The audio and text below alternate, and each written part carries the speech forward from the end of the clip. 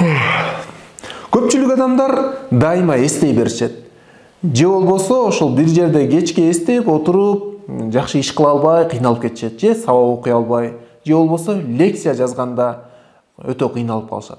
Эгерде сиз дайыма эстеп жаткан болсоңуз, же сиз мугалим болуп окуучулардын эстеп жатканын байкасаңыз, же болбосо сиз жумушчуларыңыздын эстеп жатканын байкасаңыз, анда аларга дароо эс алдыруу беришиңиз керек. Же болбосо өзүңүз эстеп баштасаңыз, дароо туруп барып, терезени ачып, таза аба киргизип, көнүгүү жасатышыңыз керек. Себеби эстөө процесси бул мээге кычкылтек жакшы жетпей калганда, мээ чарчап баштаганда, же болбосо уйку келгенде болот.